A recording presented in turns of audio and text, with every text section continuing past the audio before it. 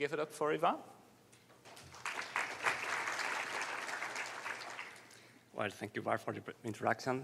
Thank you for coming here, and good morning. So the goal of this presentation is to present you a new application domain for recommender systems, which is electronic participatory budgeting. So I'm going to describe this problem and provide you some future research lines that could be addressed in the future. This is the goal of the presentation. So I guess many of you know what participatory budgeting is, but let me give you a definition. Participatory budgeting is a democratic and deliberation and decision-making process in which citizens inform or decide about how to spend some part of the public budget of a city. So for this purpose, they inform about different issues and problems that happen in the city in different areas: security, housing, environment, education, culture, health, etc. And not only that, they also propose ideas and discuss these ideas and to resolve these problems. So this is, you can see in the figure, this is a general schema of what of a participatory budgeting process. Depending on the city, this process can be implemented in different ways. So first of all, there are ideas given by the citizens. They have a stage where they discuss them, and finally they can propose a specific solution for these problems. After that, there is a stage where citizens vote and support some of the proposals, and some of them are selected for funding. This is not new. Participatory budgeting was proposed in Porto Alegre in Brazil in 1998, and since then it has been increased a lot in many cities, as you can see in the figure. As for 2014, there were more than 1,500 cities with these kind of processes around the world, and this number is much higher now at the moment. So how participatory budgeting is done? There are several tools, several ways to do it.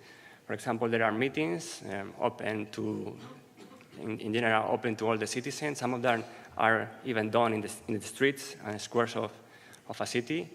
There are also committees, which are specific groups to address particular problems in the city. Council, which are elected people, maybe at neighborhood or district level. And consultations, which mean that people are asked about certain decisions that government wants to do in a city. But in this paper, we want to focus on electronic participatory platforms, which allow citizens to participate online. So there are many cities that already implement these kind of platforms. And it's important to say that in addition to specific implementation of this system, there are general frameworks which are already used in many cities in the world. Here you have some examples. For example, Consul, which is a platform used in many cities in Spain, Italy, France, and South America. The platform implemented by Stanford University, which is used in US cities like New York, Chicago, Boston. And finally, the European Union is also providing some funding to implement another framework which is being used in cities in Europe.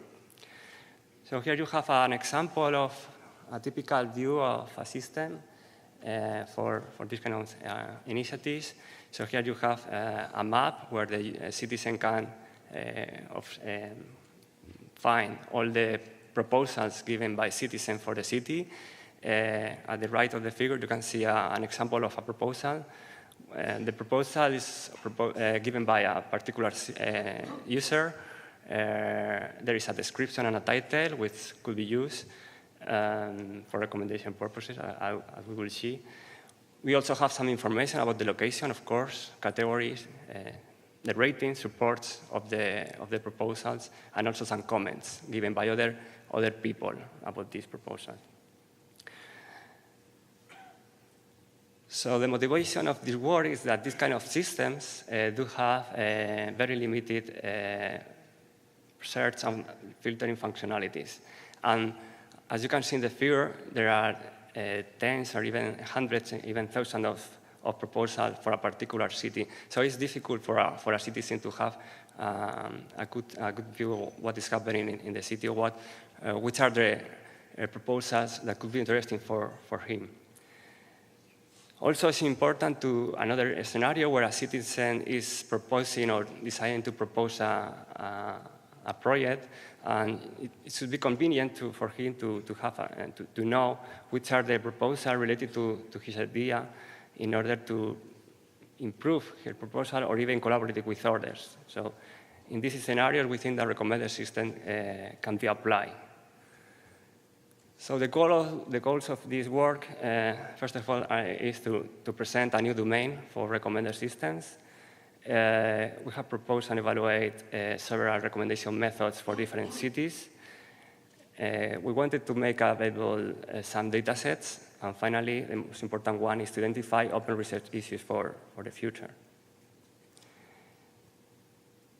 We have built a total of 12 data sets with data extracted from the participatory budgeting tool from 3 cities in the US, Cambridge, Miami, and New York, for different periods of time, particular from 2014 to 2017.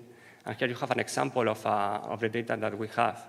We have a title and a description for each proposal. We also have some geographical information, some comments given by other users, and of course the supports, which are used as ratings in our case. In addition to this information, we have extracted semantic metadata from the descriptions, and here you have some examples. We will distinguish between 3 different levels: entities, topics, and categories, and we will try to exploit them in our experiments. So these are a description of the data sets. But basically, I wanted to give you some ideas. As you can see, the numbers of ratings, users, and items is increasing over the years.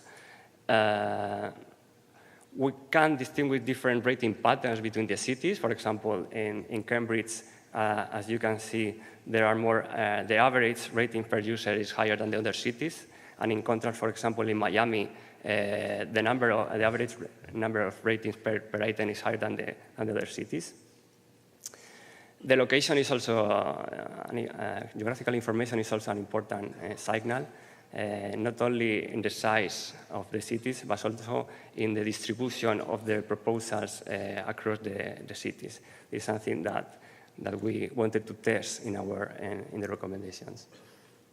Okay. So in one of our experiments, we evaluated several methods. As a baseline, we use a popularity-based method.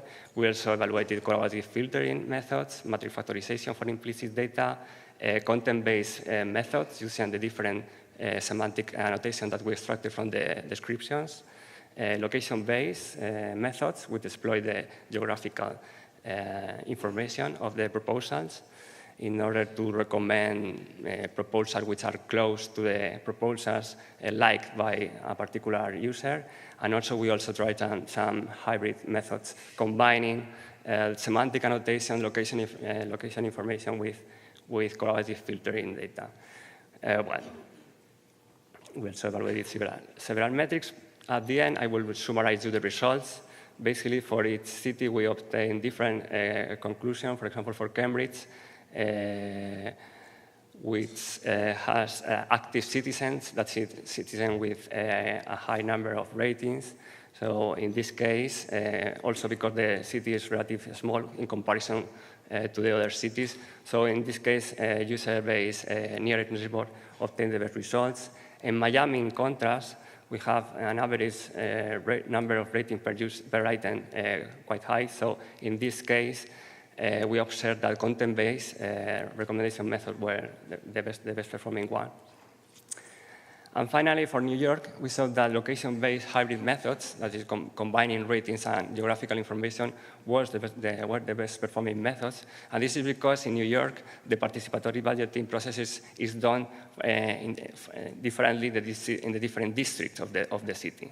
So the message I want to give you is we have to consider not only citizen characteristics, but also the characteristics from the cities and also from the characteristics of the participatory budgetings. So for the future, I think it is interesting to consider a good definition of relevance of a proposal for a particular citizen. For example, we can recommend to, I can receive a recommendation about building a school in my neighborhood. Maybe I don't have children, so maybe this proposal is not relevant for me, but I could be considered relevant considering that it's necessary for the neighborhood. So the relevance of an item has to be better defined. For such purpose, we have to better understand the meaning, the semantics beyond the proposals. We could also consider demographic, sociocultural, political, economic aspect in the recommendation. And of course, we can also exploit external information from open data or social media in order to improve the recommendation. Of course, we can also recommend not only proposals, but also user communities in order to see, obtain which citizens share interests, needs, or opinions for the city, and also why not recommend comments in order to find out arguments in favor or against certain proposals. And finally, I think it could be done to target other stakeholders, not only recommend things to citizens, but also to government managers, politicians, or even business companies. And that's all. Thank you.